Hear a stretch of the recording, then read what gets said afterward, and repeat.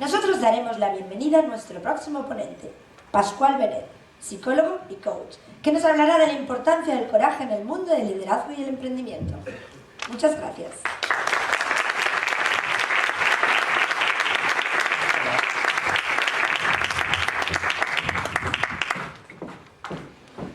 Hola a todos, ¿qué tal? ¿Cómo estáis?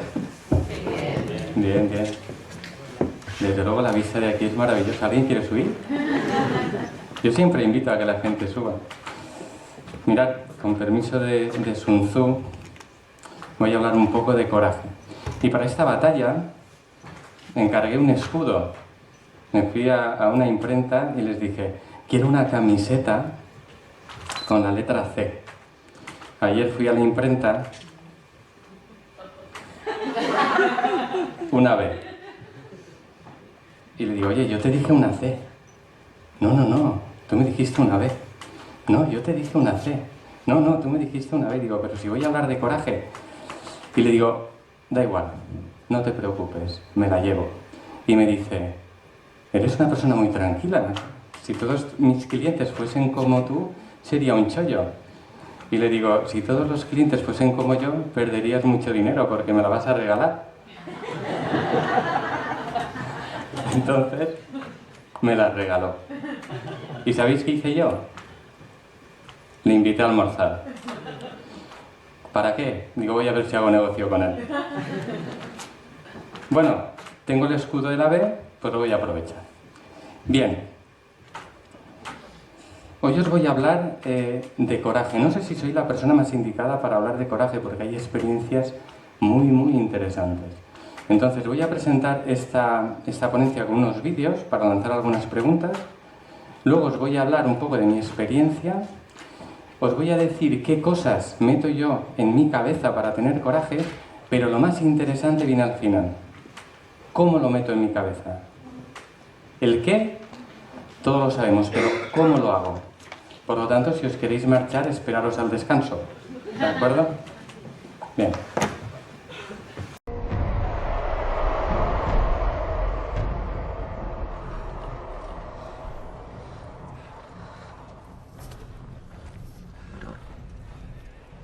Coraje, Mary. Coraje por nuestros amigos. Coraje, Merry. Coraje por nuestros amigos. ¿De dónde obtengo el coraje para perseguir mis objetivos? Esta pregunta la voy a hacer muchas veces. ¿De dónde obtengo el coraje para conseguir mis objetivos? Bueno, pasa. Achtung! Achtung! Ruhe! Gibt es hier einen Italiener, der Deutsch spricht? ¿Qué ha dicho? Busca a alguien que hable alemán. Explica las reglas del campo. ¿Sabes alemán? No.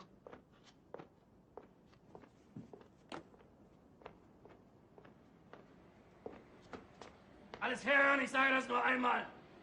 Empieza el juego. Quien no haya llegado ya no juega. Ihr seid nur aus einem einzigen Grund in dieses Lager transportiert worden, Se precisan 1000 puntos. El primer clasificado ganará un carro blindado nuevo. zu arbeiten. Menuda suerte. Jeder Versuch der Sabotage wird mit dem sofortigen Tode bestraft. Die Hinrichtungen finden auf dem Hof durch Schüsse in den Rücken statt. Cada día leeremos la clasificación por aquel altavoz de allí. Al último clasificado le colgaremos un cartel en el que dirá Asno, aquí, en la espalda. Ihr habt die Ehre, für unser großes deutsches Vaterland arbeiten zu dürfen und am Bau des Großdeutschen Reiches teilzunehmen. Nosotros estamos en el equipo de los supermalos que gritan sin cesar. Quien tenga miedo pierde puntos. 3 Grundregeln solltet ihr nie vergessen. Erstens, versuche nicht zu fliehen. Zweitens, folge jedem Befehl ohne Fragen. Drittens, jeder Versuch eines Aufstandes wird mit dem Tod durch Erhängen bestraft. Ist das klar? En 3 casos se pierden todos los puntos. Los pierden 1. Los que empiezan a llorar. 2. Los que quieren ver a su mamá.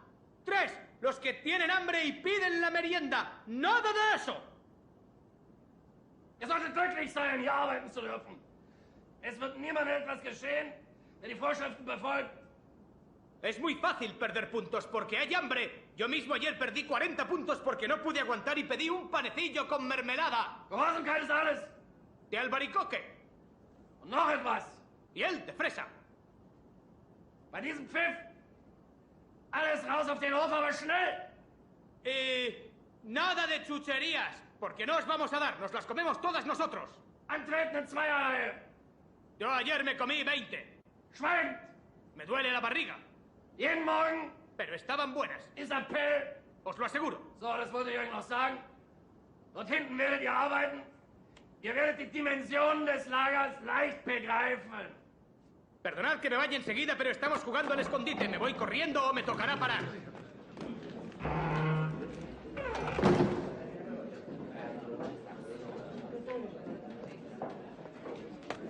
Perdona, pero... No me pidáis nada a mí. Preguntad a Bartolomeo, él os lo dirá todo y después me explicáis a mí lo que ha dicho, ¿eh? 1000 puntos. Ya te lo he dicho, será divertido. 1000 puntos. Será divertido. ¿De dónde obtengo el coraje para perseguir mis objetivos? Mirad, ¿coraje para qué? ¿Para combatir? Muy bien. ¿Para ser congruentes con lo que decimos? Hace falta mucho coraje. Para aceptar ideas distintas a las nuestras. Es decir, para escuchar con capacidad de comprender y no de contraargumentar. Hace falta mucho coraje. Para decir lo que pensamos con respeto, con asertividad. Hace falta mucho coraje. Para admitir nuestros errores. Para reconocer la calidad humana y profesional de los demás. De la gente con la que nos rodeamos. Para liderar. Y está el coraje y está el miedo. Todos tenemos miedo. Yo tengo miedos. El problema sería si mis miedos no fuesen adaptativos, entonces tendría una patología. Pero tener miedo implica que ante las situaciones yo sea precavido. Por lo tanto, el miedo está ahí. Cuando nosotros crecemos, los miedos decrecen. Mirad, veremos cómo pueden decrecer los miedos. Esta frase me encanta. Habla de tu miedo, háblale a tu miedo, familiarízate con él, pero no le invites a muchas cervezas. ¿De acuerdo? No tengamos ideas recurrentes siempre sobre el miedo. Cada vez que hablamos sobre el miedo, o cada vez que hablamos sobre el peligro que podemos tener, estamos activando una vía neurológica que no es adaptativa.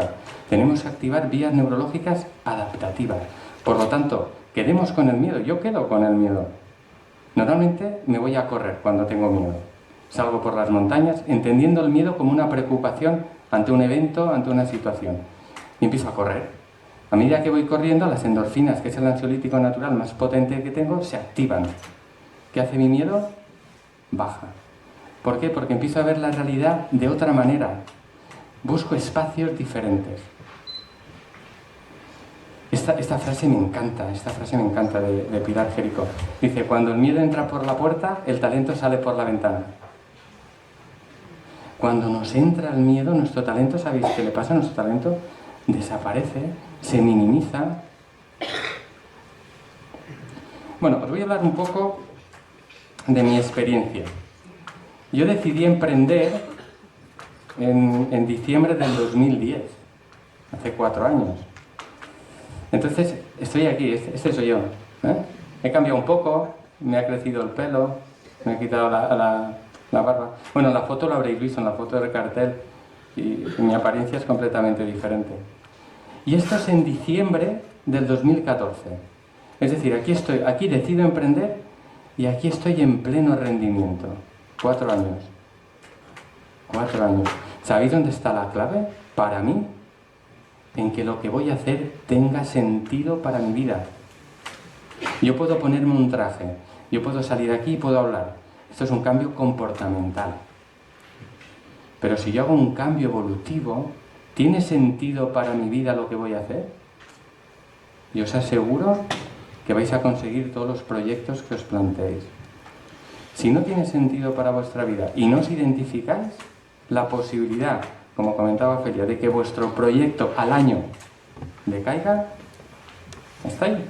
Por lo tanto, cualquier cosa que hagáis tiene que tener sentido para vuestra vida. Es un consejo que os doy. Y a mí no me gusta dar consejos. Mirad, en esta fotografía, que estoy con un grupo de compañeros de un máster de psicología clínica, eso fue en diciembre del 2014, yo tenía claro un 75% de mi objetivo, que es lo que quería. Yo quería trabajar como psicólogo, como formador y como coach. Y quería vivir profesionalmente de este proyecto. Me faltaban 25, me faltaban matices. Mirad, los profesionales que hablan de estrategia te dicen planifícalo todo. Yo estoy de acuerdo que hay que planificarlo todo, pero hay cosas que a lo mejor en ese momento yo no las tengo tan claras. Si no las tengo tan claras, no me voy a agobiar. Voy a planificar un 70, un 75 y a medida que voy caminando voy a ser flexible. A medida que voy recogiendo información, voy adaptando mi estrategia. Entonces yo tenía claro esto. ¿Y entonces qué hice? Esto es la Catedral de Murcia. No me fui a rezar a la Catedral de Murcia, que también podía haberlo hecho. Es preciosa. ¿Habéis estado en Murcia? ¿Nadie ha estado en Murcia? Sí. Es fantástica la catedral. Por cierto, la fachada es de un autor castellonense, no recuerdo el nombre. Si lo ponéis en Google os aparecerá. Me fui a Murcia a estudiar psicología clínica. Es decir, empecé a crear mi proyecto y dije, ¿qué necesito en temas de formación? Porque yo sabía que si estaba bien formado, eso me daría coraje y me daría fuerza para enfrentarme. Si no estaba bien formado, mi coraje iba a disminuir. Y entonces aquí estudié psicología clínica. Eso fue, pues ahora creo que fue el 2011. De Murcia me fui a Jaén. En Murcia conocí a un profesor y le dije, termina la sesión y digo, oye, si me alquilo una habitación en La Guardia, en Jaén, un pueblecito que había al lado, estoy 3 meses contigo. Ya veis, le envió un correo. Y yo esperando a ver qué contestaba. Y me dice, sí. ¿Sabéis qué hice? Cogí el coche, lo cargué de material y me fui 3 meses a Jaén. ¿De dónde saqué yo la fuerza de voluntad o el coraje para irme a Jaén? Porque tenía sentido para mi vida. Porque iba a aprender muchísimo. Me fui con un experto y yo estaba en Jaén y aparte de saborear lo que es el mar de olivos, que es increíble, los olivos de Jaén, yo me pasaba el día transcribiendo conversaciones entre pacientes y el psicólogo con el que me había ido, transcribiendo. Llegaba luego a la habitación que me había alquilado y con el ordenador y analizaba cada palabra, cada comunicación, por qué ha dicho esto, por qué no ha dicho lo otro. Aprendí muchísimo. Estando allí digo, necesito más tiempo. Me metí en una organización, una ONG, y estuve colaborando con ellos también. Y aparte hacía algo de ejercicio. ¿Dónde estaba la fuerza de voluntad que tenía sentido para mi vida? De Jaén decido irme a Barcelona. Quería especializarme un poco más. Y me fui a Barcelona a hacer un máster en psicología infantil. ¿Qué tiene que ver la psicología infantil con el emprendimiento, con los recursos humanos y a lo que me dedico ahora? Estaba buscando un producto, yo soy mi producto, que fuese atractivo, que tuviese una dimensión diferente. Y entonces dije, yo tengo que conocer el comportamiento humano desde la infancia. Hice un máster en psicología infantil.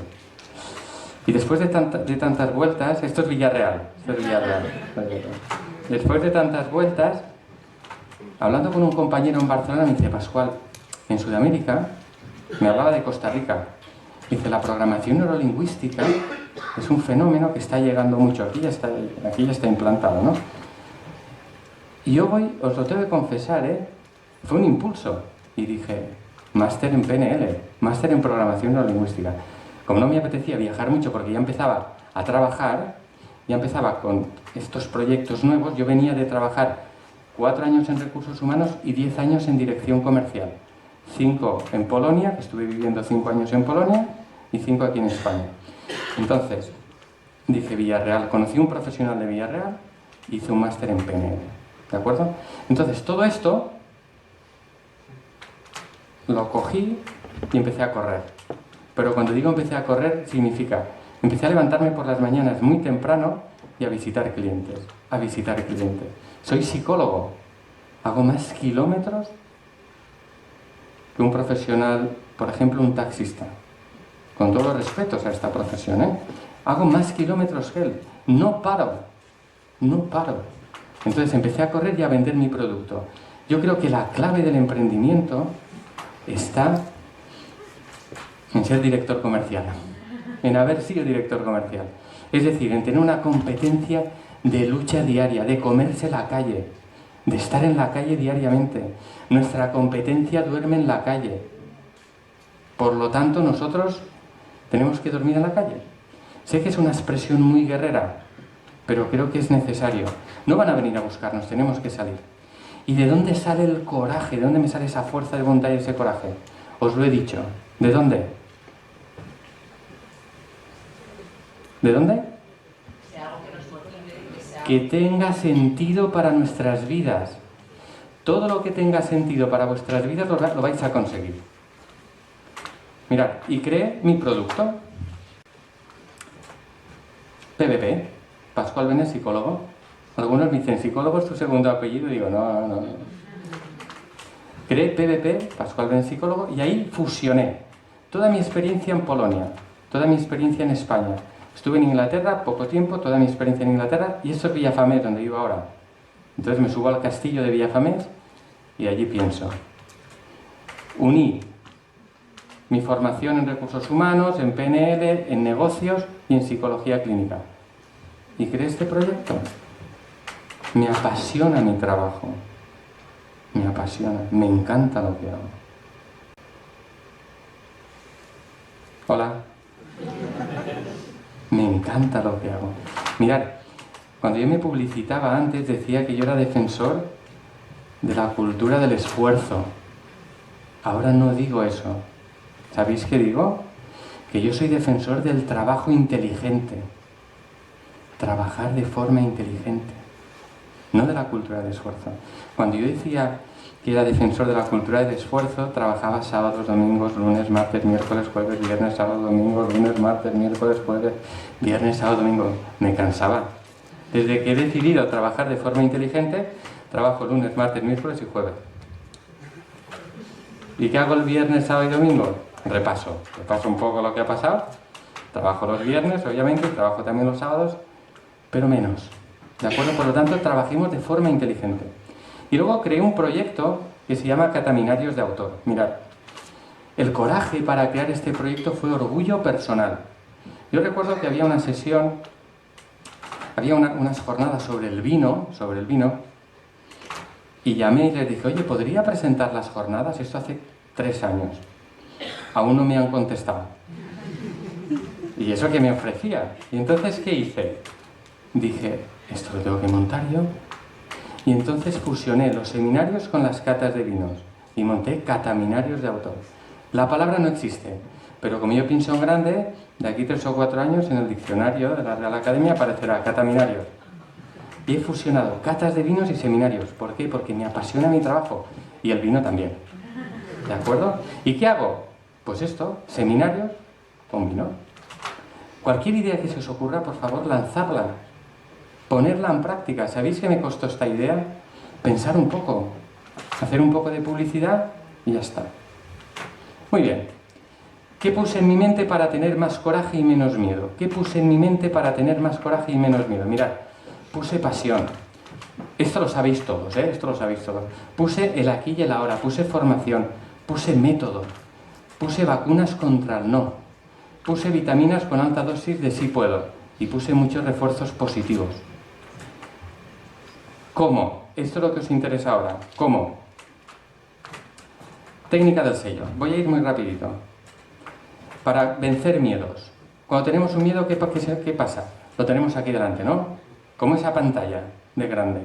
Entonces, automáticamente, primero yo lo veo en movimiento, os lo voy a explicar rápidamente. Luego, si necesitáis algo, pascualbenet.com, pasáis por mi consulta y solucionad. Bueno, lo veis, ¿no? En grande el miedo. Yo lo que hago, se está moviendo, lo pongo en color, lo paralizo, lo pongo en blanco y negro y empiezo a reducirlo hasta que tiene el tamaño de un sello. Cuando tiene el tamaño de un sello, lo rompo. Cuando hacemos esto, estamos activando vías neurológicas diferentes para vencer los miedos.